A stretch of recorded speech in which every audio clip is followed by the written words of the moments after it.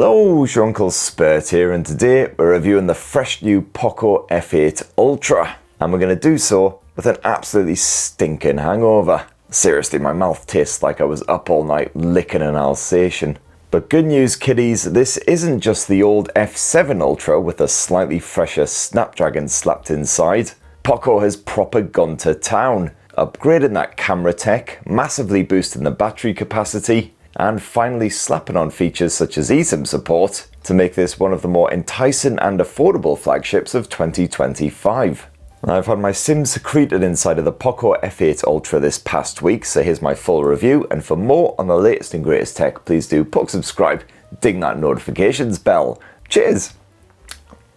Now, last year's POCO F7 Ultra wasn't particularly ultra really when it came to the looks.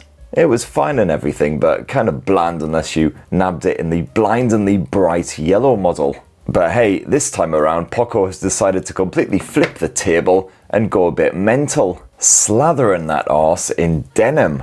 It's certainly a vibe, as the kids say, or maybe some of the kids used to say once. Are the old American blue jeans actually back in style? I don't know. What your Uncle Spurt knows about fashion could fit on a cockroach's chuff. What I do know is it's certainly unique. I can't think of a single other smartphone manufacturer in my 15 years of covering the buggers that's done denim. And it's an original alternative to that faux leather shenanigans. It's not quite as strokeably soft, but still feels nice against the palm, and of course adds a good bit of grip. And of course it really helps the POCO F8 Ultra to stand out from the crowd, so get used to all your mates saying, "What the f*** is that?" And if you're not really into the old cowboy leg warmer style, well, no worries, you can snaffle the POCO F8 Ultra in a boring bog standard black. And besides the denim finish, it is basically business as usual for the POCO F8 Ultra design. We're talking flat display, flat iPhone-esque edges. It's a big old chunky heifer and quite the hand filler at 6.9 inches.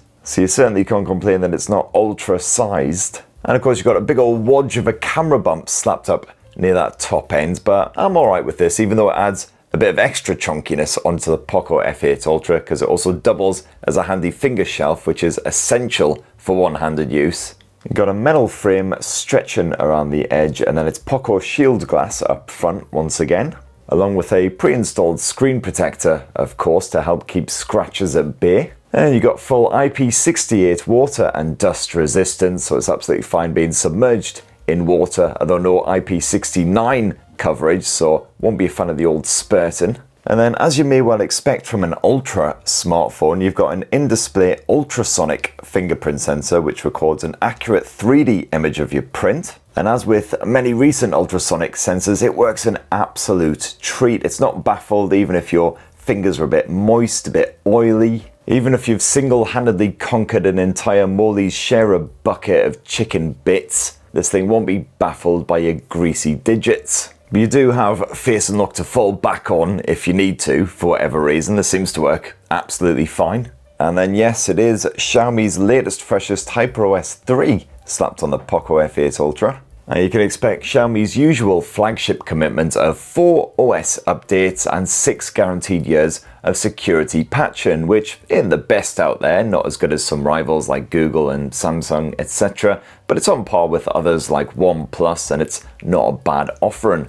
Now, truth be told, HyperOS 3 hasn't really changed up much at all compared with HyperOS 2, except for even more iOS rimming than usual. Apple tributes include the now obligatory selfie cam turd, which pops up at the top of the screen whenever you're streaming music, navigating somewhere, etc. And this can actually be quite useful at times, but it certainly did not need to look exactly like that Apple floater. Still, the personalization opportunities are as strong as ever. Although, as always, HyperOS can be a bit awkward at times, like setting a picture that you downloaded as the wallpaper is still bloody annoying even in this third iteration. I guess Xiaomi is still keen for you to use their themes app rather than going rogue on the internet. But that said, Xiaomi does more than make up for this with the AI Dynamic Wallpapers feature, which brings any image to life using the hilariously ridiculous powers of artificial intelligence. It's nice and simple, just choose any picture you've got on your POCO F8 Ultra,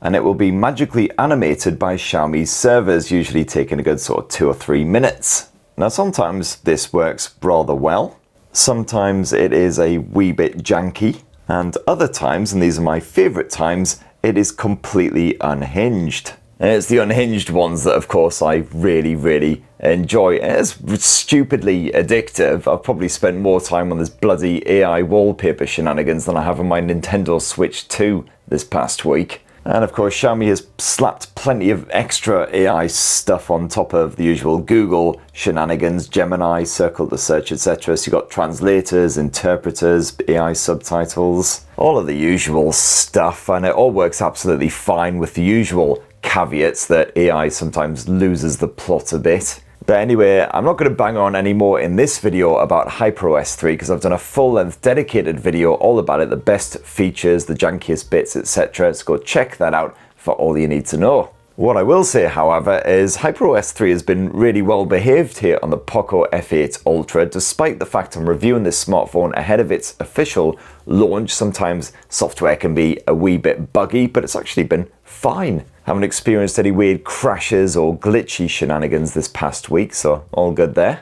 And POCO is offering a choice of 256 or 512 gigs of storage for the F8 Ultra, a sizable chunk of which is taken up with crapware, unfortunately. I mean, thankfully it's not horrendous, but you got some of the usual offenders, likes of AliExpress, a bunch of Amazon stuff, LinkedIn, Facebook. Well, thankfully most of it you can just get to piss right off. And POCO has also mercifully added in eSIM support, which is a feature that was shockingly missing from the POCO F7 Ultra. That is a big help if you do a lot of traveling, because you can just sort yourself an eSIM for your destination, and then when you touch down, you know your smartphone's just going to immediately start working. And you got support for either 2 physical SIMs, otherwise if you activate that eSIM, replaces the second physical SIM. And you got full support for Xiaomi offline communication again, in case you're trekking through the wilderness with other Xiaomi loving buddies. Now the POCO F8 Ultra's display has actually grown over the previous generation. It's now a whopping great 6.9-inch behemoth, and apparently almost 20% more power efficient compared with the previous Ultra. As always though, it's AMOLED tech. You can expect bright, vibrant, poppy colours, excellent contrast as well. You got full HDR10+ and Dolby Vision streaming support, and visuals reasonably sharp and packed with fine detail thanks to the 2608 by 1200 pixel resolution. Got a proper bit of DC dimming on board just in case you are sensitive to that OLED flicker, and the brightness scales all the way from a single nit to approximately 2000 nits in high brightness mode. Although the auto brightness not always the best. Sometimes when I wake up in the morning it still pitches the brightness around the sort of medium level, despite the fact I'm lying back there in a semi-dark room. My retinas are actually on fire, so you usually have to go into the settings and manually scale that back. Certainly had to do that this morning, especially as my head feels like it's got several excitable gerbils living in it.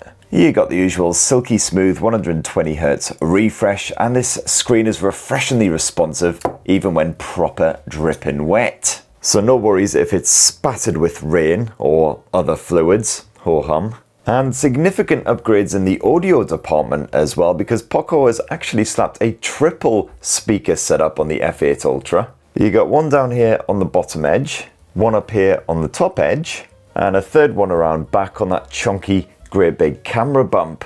And as you can see, POCO has partnered with Bose in order to get a bit of sound engineering type shenanigans on the go. And the result, I gotta say, is impressively ruddy good. If you get some tunes on the go, just slap your smartphone face down on a table, desk, whatever. The audio is kind of comparable to what you would get pumping out of just one of those dinky little travel Bluetooth speakers. You've got respectable bass coming out of this thing. You know, certainly as far as smartphones are concerned, and yes, of course, I personally prefer hooking up Bluetooth headphones or whatever, but in a pinch, does the job nicely. You've got all the usual customization options in the audio settings as well, including a full-on equalizer that you can piddle about with. And the POCO F8 Ultra is about as ultra as it gets in the performance stakes as well, as it's powered by that mega beefster, the Snapdragon 8 Elite Gen 5. For your gaming shenanigans, this is bolstered by a Vision Boost D8 chipset, which adds additional features such as AI Super Resolution to supported games, At the moment, only 5 titles are supported, including Call of Duty Mobile, so you can see those skull kids in supremely crispy detail from about 500 yards away, before the snot-licking bastards blow half your skull apart. I've got to admit, personally I struggled to see any real difference when this feature was switched on or disabled, but maybe somebody without buggered eyesight and a mind dulled by decades of Newcastle brown ale abuse might actually appreciate the effect. Perhaps unsurprisingly, memory slurping titles like Wuthering Waves run like an absolute dream here on the POCO F8 Ultra.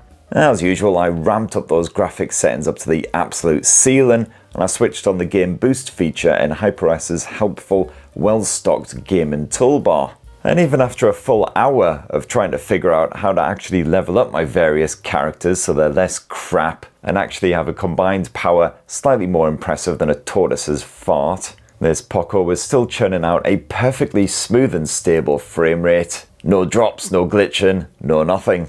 POCO has also crammed a massive dedicated liquid cooled setup into this dynamite demon to help keep it from getting all hot and bothered, and this also works wonders. This bad boy certainly keeps its cool under pressure, and with that increase in size comes a boost to the battery capacity as well, with 5,300 mAh I believe on the F7 Ultra. Not bad, not great, but that's been chucked right up to 6,500 mAh here on the POCO F8 Ultra. And this smartphone can last a full weekend if you don't go too nuts. I'm talking about sort of 5-ish hours of screen on time per day with, a bit of messaging, a bit of light audio and video stream and not much camera action. Otherwise, it will happily survive a full-on intensive day with lots of screen on time and lots of camera play. So as an example, my most intensive day with the POCO F8 Ultra involved getting up at 6 AM. I then spent lots of time testing out that camera. I did a bit of video chatting for roughly an hour, spent about an hour using Android Auto, lots of video streaming, lots of audio streaming. I was out in town for most of the day using maps quite a bit as well, and this thing finally popped its clogs just as I got home, and I think it was about midnight the following day. So certainly even the most demanding users should be happy enough with what they see here. And most days I staggered to bed with at least 30% battery life remaining. You can also expect almost 4.5 hours of non-stop Wuthering Waves fisticuffs on a full charge. And that is with the graphics maxed out and that gaming mode active, and the screen brightness pretty much maxed out as well. And I believe the wired charging's actually been scaled back slightly. I think it was 120 watts on the POCO F7 Ultra. It's now just 100 watts hypercharge here on the POCO F8 Ultra. That still means you'll get a full charge in about 40 minutes from a fully drained battery, as long as you've got a compatible charger. Of course, you also got 50 watt wireless charging support on this bad boy. And so children, let's conclude this educational stroll through the wonders of the POCO F8 Ultra, the bit of squint, the camera tech. And Xiaomi has gone and reused the 50 meg Light Fusion 950 sensor, which it also slapped inside of the Xiaomi 17 flagship. And this is a sizable 1/1.31 inch sensor, so nice and big to suck up lots of light, and again a big upgrade over that POCO F7 Ultra. So of course it's at night where you really notice the difference. The POCO F8 Ultra was born to shoot low light stills with true to life colours and practically bugger all noise to speak of. Compared with some rivals like the OnePlus 15, it is certainly more capable in those wee hours.